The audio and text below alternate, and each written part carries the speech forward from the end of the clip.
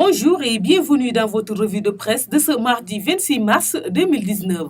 Les attentes autour du prochain gouvernement, sa taille et les profils de ses membres suscitent un grand intérêt des quotidiens parvenus ce mardi au groupe Média du Sud. Selon Sud Quotidien, par exemple, la société civile presse Macky Sall au sujet du prochain gouvernement à l'image de Moundiaye Cissé de l'ONG 3D, selon qui le président doit miser sur un seul et unique critère de nomination, l'expertise. Babacar Ba du Forum Justifiable renchérit à la une du même journal. Nous suggérons qu'on ait d'abord un gouvernement dont les critères sont basés sur la compétence. Sadir Niasse de la rencontre africaine pour la défense des droits de l'homme Radou le dit autrement. Nous demandons un gouvernement moins politique et beaucoup plus de technocrates.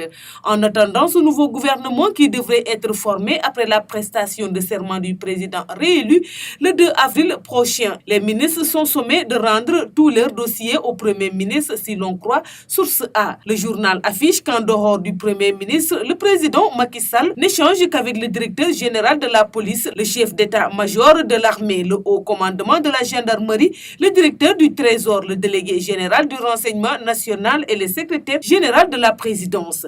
Il ne reste que 48 heures au ministre du gouvernement de Boun-Dionne. Mercredi prochain, tout le monde sera démis de ses fonctions en attendant la formation du nouveau gouvernement qui accompagnera Macky Sall, écrit Libération. Si rien n'a filtré sur les intentions du chef de l'État dans le profil du prochain gouvernement, c'est au sein du gouvernement que le suspense est le plus grand flagrant, entre espoir d'une reconduite et d'être agneau du sacrifice. Les ministres sont assis sur les œufs, écrit Critique, du moment que l'Observateur fait noter que la formation du prochain gouvernement est au cœur des préoccupations des différents acteurs politiques et de la société civile. Le président sortant étant attendu pour mettre sa bouchée double en vue de déterminer en beauté. Aussi, le prochain gouvernement qui devrait être connu d'ici à quelques jours après la prestation de serment prévue le 2 avril va devoir répondre à de nombreuses attentes, ajoute l'Observateur.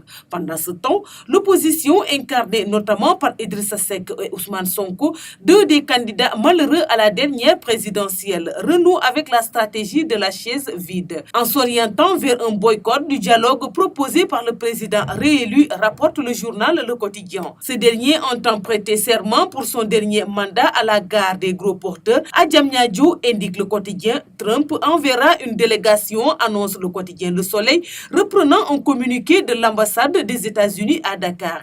Vox Populi annonce que Dakar est menacé de pénurie d'eau. Le tuyau alimentant la capitale sénégalaise et plusieurs autres villes du Sénégal s'étant endommagé. La Société des eaux SDE fait état de risques de baisse de pression en manque d'eau entre les régions de Louga, Thiès et Dakar sans donner un délai pour un retour à la normale, ajoute le journal.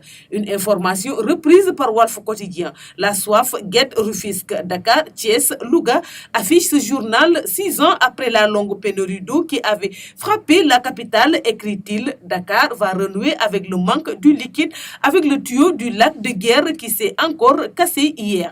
C'est tout pour la revue de presse parvenue à la rédaction du groupe Média du Sud. Merci de nous avoir écoutés. Quant à moi, je vous donne rendez-vous demain. Au revoir.